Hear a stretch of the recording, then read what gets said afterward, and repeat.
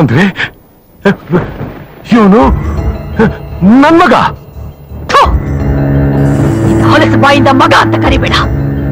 ನೀನವನ ತಂದೆ ಅನ್ನೋ ಪಟ್ಟಣ ನಾನು ಯಾವತ್ತೂ ಅವನ ಹಣೆಯಿಂದ ಅಳಿಸ್ಬಿಟ್ಟಿದ್ದೀನಿ. ಹಣೆಯಿಂದ ಅಳಿಸ್ಬೋದು ಭಾರತಿ, ಆದ್ರೆ ರಕ್ತದಿಂದ ಅಳಿಸೋಕ್ಕಾಗಲ್ಲ. ಇವನು ಮೈನಲ್ಲಿ ಹರಿತಾ ಇರೋದು ನನ್ನ ರಕ್ತ.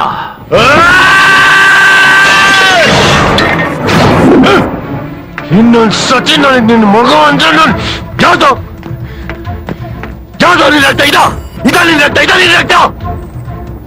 ನಿನ್ನಂತವ್ರಿಗೆ ಮಗು ಅನ್ನೋದು ಒಂದು ಕ್ಷಣದ ತೆವಲು. ಆದ್ರೆ ಅದೇ ತೆವಳಿಗೆ ರೂಪ, ಆಕಾರ, ರಕ್ತ, ಮಾಂಸ, ಮೂಳೆ, ಜೀವನ ಕೊಟ್ಟು ಬಡಬಾರ್ದು ಕಷ್ಟಪಟ್ಟು 9 ತಿಂಗಳು ಹೊಟ್ಟೆ ಹಿಡ್ಕೊಂಡು ಭೂಮಿಗೆ ತರ್ತಾಳಲ್ಲ ಇವಳು ತಾಯಿ. ಎದೆ ಹಾಲು ಕೈ ತುತ್ಕೊಟ್ಟು ಸರ್ಗಲ್ಲಿ ಬಚ್ಚಿಡ್ಕೊಂಡು ಎಲ್ಲಾ ತರ ಕಷ್ಟಗಳಿಂದ ಕಾಪಾಡ್ಕೊಂಡು ಬರ್ತಾಳ ಅವಳು ಕೂಡ ತಾಯಿ. ಆ ಜೀವ ನಂದು ಅನ್ಕೊಂಡು ಅದಕ್ಕೊಂದು ಜೀವನ ಕೊಡಕ್ಕೆ ಒದ್ದಾಡುತ್ತಾಳ ಇನ್ನೊಂದು ಜೀವ. ಅವನು ಕಣೋ ತಂದೆ ನಿನ್ನಂತ ನನ್ನ ಮಕ್ಕಳಲ್ಲ. ಇವನಪ್ಪ ಅಂತ ನನ್ನ ಮಗ ಅಂತೆ. ನನ್ನ ತಾಯಿ ಬಾಳ ಹಾಳು ಮಾಡಿದ್ದ ನೀಚ ಕಣೋ ನೀನು, ನೀಚ. ಅಂದ್ರೆ ನೀನ್ ಇಲ್ಲಿಗೆ ಬಂದಿರೋದು ನನ್ ಮೇಲೆ ಸೇಡ್ ತೀರಿಸ್ಕೊಳಕ್ಕೆ. ನಿನ್ನ ಮೇಲೆ ಸೇಡ್ ತೀರಿಸ್ಕೊಳ್ಬೇಕು ಅಂತಿದ್ರೆ ನಿನ್ನನ್ನು ಯಾವತ್ತ ಹುಡುಕ್ಸಿ ಸಂಹಾರ ಮಾಡಿಸ್ತಿದ್ದೆ.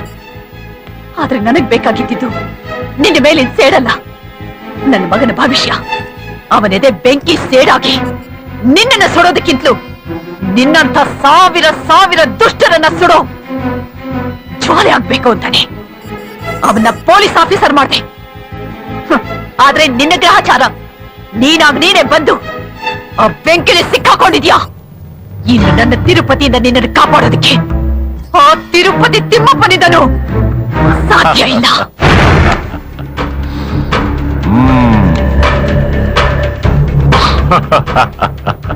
ಭೇಷ್, ವಯಸ್ಸಾದ್ರೂ ಪೊಗರು ಮಾತ್ರ ಕಮ್ಮಿ ಆಗಿಲ್ಲ. ತಲೆ ಒಡೆದು ಬದುಕೋ. ನಿನಗೆ ಇಷ್ಟು ಪೊಗರು ಇರಬೇಕಾದ್ರೆ ನನ್ನ ಮಗನ ಬೆವರಿಂದ ಬದುಕೋ. ನನಗ್ಯಾಕೋ ಇರಬಾರ್ದು? ನಾನು ಮನಸ್ಸು ಮಾಡಿದ್ರೆ ವಿತಿನ್ 24 hours ನಿನ್ನ ಮಗನ ಕೈಯಲ್ಲಿರೋ ಪವರ್ ಕಿತ್ ಹಾಕ್ಸಿ ಅವನು ಮೈ ಮೇಲಿರೋ ಕಾಕಿ ಬಿಚ್ಚಿ ಫುಟ್ಪಾತ್ ಅಲ್ಲಿ ನಿಲ್ಲಿಸ್ತೀನಿ. ನಾನು ಮನಸ್ಸು ಮಾಡದೇ ಇದ್ರು ನನ್ನ ಮಗ ನಿನ್ನ ಕೈಗೆ ಕೋಳ ಹಾಕಿ ಕತ್ಲೆ ಕೋಣೆಯಲ್ಲಿ ಬೆತ್ತಲೆ ಆಗಿ ಮಲಗಿಸ್ತಾನೆ. ನೋಡ್ತೀನಿ ನಾನಾ ಇವನ ಅಂತ. ನೀನಲ್ಲ, ನಾನೇ.